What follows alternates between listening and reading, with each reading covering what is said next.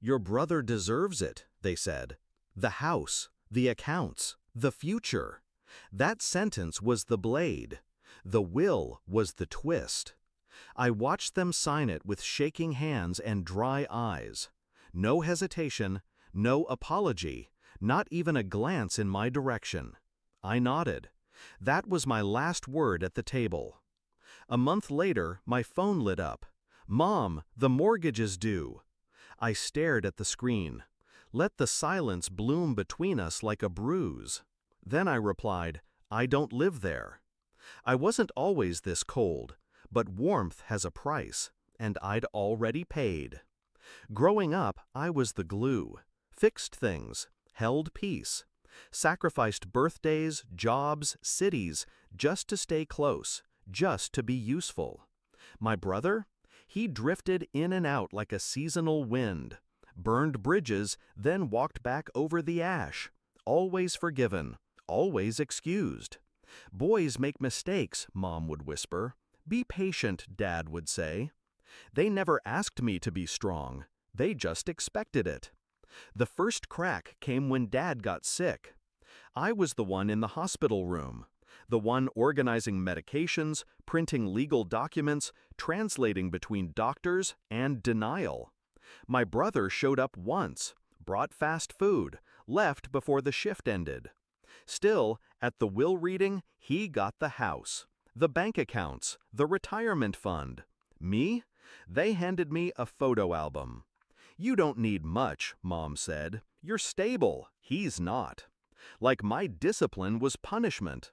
Like my silence meant consent. So I did what they didn't expect. Nothing. No fight, no plea, no guilt. I let them build their new empire of fairness. Let them set the crown on his head. And then I waited. I knew how my brother operated. He couldn't fold water, let alone a mortgage.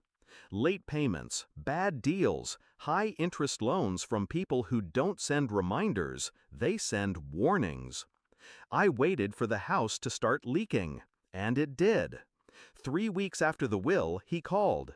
"Hey, just checking, did Dad leave you any backup funds?" I let him talk, let him circle the drain. "The bills are stacked, man. Like, I'm trying, but it's harder than I thought. Mom's freaking out. If you could just spot me?" I ended the call mid-sentence. No words, no noise, just click. They underestimated one thing. I don't burn bridges. I let them rot. So when the bank reached out, because my name was still on the cosign from 5 years ago, I didn't panic. I responded with a request to remove myself entirely.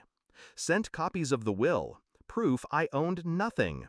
No equity, no keys, no stake. Washed my hands, legally and clean. Then I started digging. The deed transfer? Sloppy. Still had clauses Dad never updated. Turns out my brother couldn't refinance without my signature.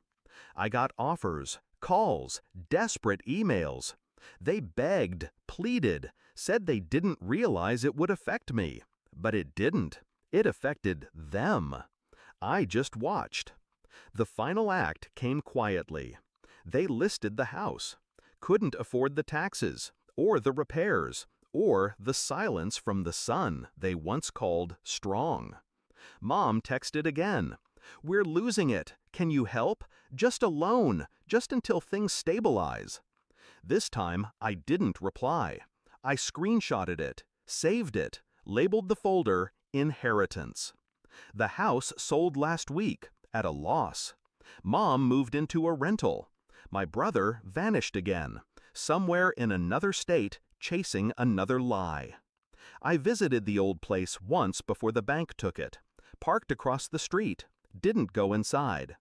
The porch light was still broken, the blinds uneven, the garden overgrown. But the air? It felt clean.